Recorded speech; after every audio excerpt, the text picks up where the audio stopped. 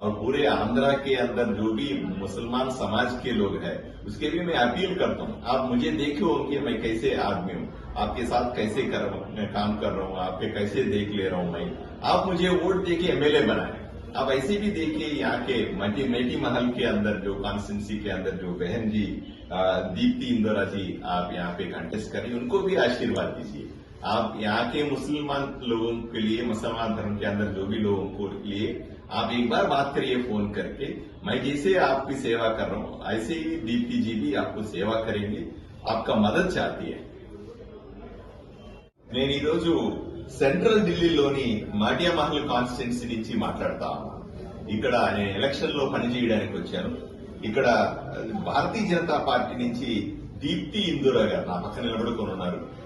వీళ్ళు కంటెస్ట్ చేస్తా. వీడి భర్త హితేందర్ జీ గారు నాకు మంచి స్నేహితుడు, ఎప్పటి నుంచో మేము కలిసి పనిచేస్తున్నాం భారతీయ జనతా పార్టీలో. ఈ కాన్స్టిట్యున్సీ చాలా విలక్షణమైనటువంటి కాన్స్టిట్యున్సీ. సెంట్రల్ ఢిల్లీలో పార్టీతో పాటుగా పార్టీ సెంట్రల్ ఆఫీస్ కూడా ఇదే కాన్స్టిట్యున్సీలో ఉంటది. అత్యంత ప్రముఖమైన జామా మస్జిద్ అయినా సరే, తురక్మాన్ గేట్ మస్జిద్ అయినా సరే, కాళీ మస్జిద్ అయినా సరే, హజ్ మస్జిద్ అయినా సరే, అనేక రకమైనటువంటి మసీదులు ఇక్కడ ఎక్కువగా ముస్లింస్ ఎక్కువగా ఉండేటువంటి ప్రాంతం.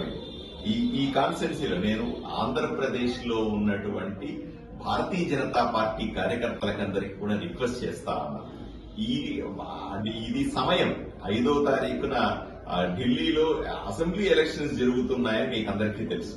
సో ఎవరెవరైతే మీకు తెలిసిన వాళ్ళు గాని, బంధువులు గాని, స్నేహితులు గాని, ఇంకెవరైనా సరే ఆంధ్రప్రదేశ్ మీకు సంబంధించిన వాసులు ఎవరైనా సరే ఢిల్లీలో ఉంటే దయచేసి వాళ్ళకందరికీ ఒక్కసారి ఫోన్ చేసి గాని, వ్యక్తిగతంగా కానీ చెప్పండి, భారతీయ జనతా పార్టీ అధికారంలోకి వస్తేనే ఢిల్లీ బ్రహ్మాండంగా ఎదుగుతుంది.